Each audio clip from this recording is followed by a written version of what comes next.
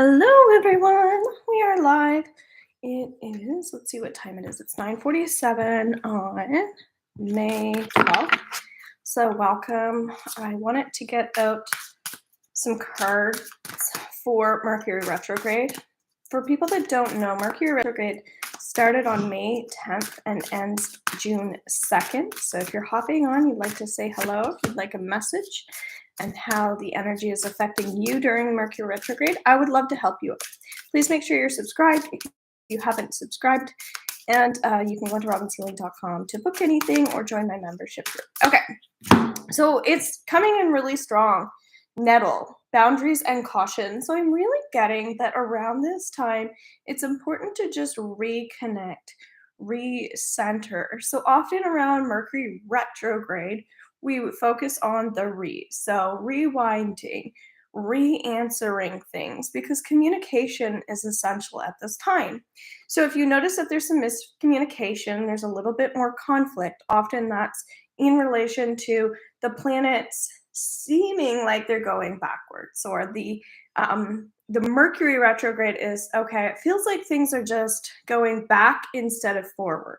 So if you notice that someone's mistreating you around this time, again, relationships, conflict, things like that, we have the boundaries card and caution. So it's really showing us that there might be people who were like, ooh, I think I need to readdress this situation in a different way because things aren't working out for me anymore. So, again, that could be an intimate relationship. It could be related to your health and your diet, things like that. Maybe you're reassessing, reevaluating. Okay. But that's really, really important. The other thing, too, is when we have the word caution, we don't want to have any fear either. So yes, it's a time to slow down and take more time. So that's just creating more time in your schedule, not just for yourself, but when you're going to do things. All right. So you don't want that rush feeling. Sensuality and confidence, fire opal. Okay, so what's coming up here is really connecting to the earth more. So if you're the type of person who gets stressed really easily, it's a great time for being outside. If you're a person who gets upset very easily, you get triggered and you're sensitive, then this is again a time to not put up walls. But the word boundaries keeps coming up. It's like, okay, how do I um, handle my own energy with these people? These people need to know how I'm feeling. So, again, expression, tell people how you're feeling. And if they don't get it, that's common because of the energy. But at least you're doing your due diligence, you're doing your part. So, let people know what's going on. This doesn't have to be a negative time either, but it's just a great time for centering. So, again, just assess where you are. We often won't sign contracts, things like that, around this time, and we'll often save receipts, things like that.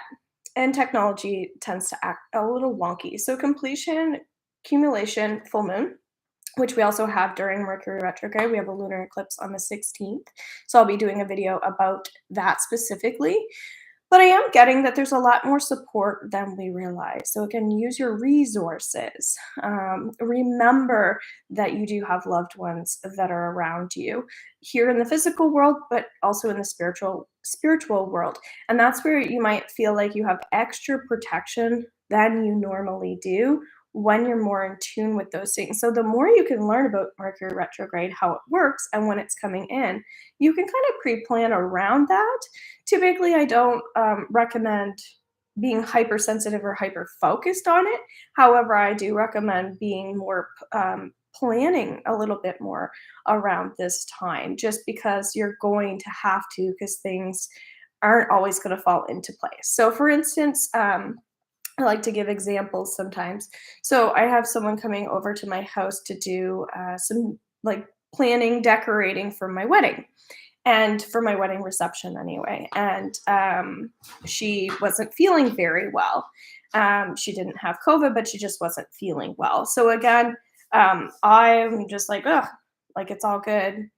Not like I don't stress over those things, but it's almost that's where we can expect the unexpected. We can expect things to happen. So you're already like, oh, okay, well, like I'm going to have to rearrange my schedule automatically this week. that sort of thing, if that's a better way to explain it. Let me know if this makes sense, guys. I'm gonna pull out one more card, so if nobody's asking for a message, that's okay. We have allow your mind to wander, quiet time, imagination. So, because we're reflecting, we're doing more things like yoga. Again, maybe it's gardening for you, maybe it's going out for a nice scenic drive, something like that. It feels like a good time to plan ahead as well. So, it might be more like long term goals.